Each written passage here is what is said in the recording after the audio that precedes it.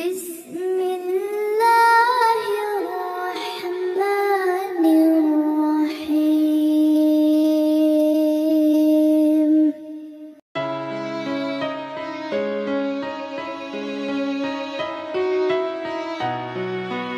Bismillahirrahmanirrahim. Assalamualaikum warahmatullahi wabarakatuh.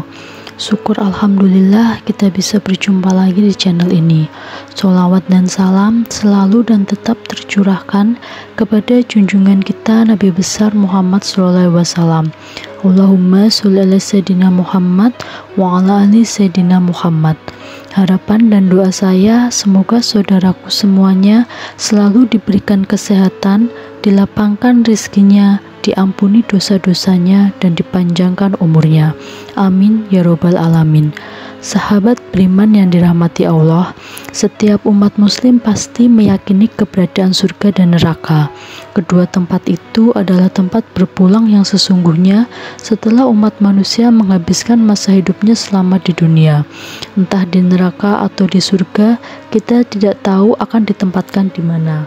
Meski begitu, setiap orang tentu tidak ingin ditempatkan di neraka karena saking mengerikannya tempat tersebut sehingga tidak bisa digambarkan. Namun, semua itu tergantung dari seberapa banyak bekal atau amalan yang sudah kita kumpulkan. Menurut Rasulullah SAW, setiap orang kala akan mampir di neraka, sebagian yang mampir akan diangkat dan meneruskan ke surga, dan ada pula yang selamanya di neraka. Sebagai seorang muslim, kita tetap harus optimis untuk bisa masuk ke surga. Adapun salah satu adalah dengan terus memperbanyak ibadah dan tidak melakukan perbuatan yang dilarang. Tetapi ada beberapa golongan yang tidak akan disentuh oleh api neraka. Dari Abdullah bin Mas'ud radhiyallahu anhu, Rasulullah SAW bersabda, "Maukah kalian aku tunjukkan orang yang haram baginya tersentuh api neraka?"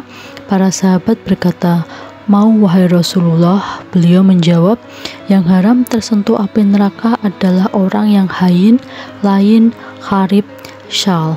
Hadis riwayat At-Tirmizi dan Ibnu Hibban disahihkan Al-Albani. Golongan orang yang tidak tersentuh api neraka yang pertama adalah hayin. Hayin adalah golongan pertama yang haram disentuh oleh api neraka.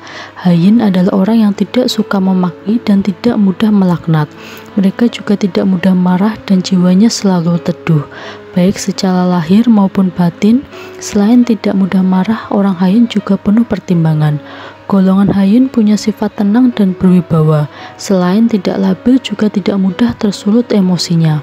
Hal ini tentunya disebabkan oleh kedalaman ilmu agamanya.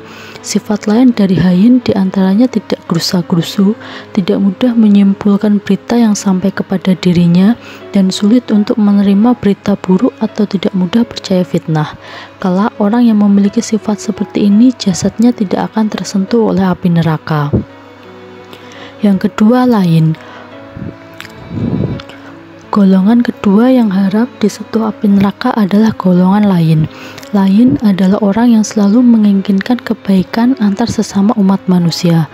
Adapun sifat golongan lain adalah selalu lembut dan santun, baik dalam berbuat maupun dalam bertutur kata.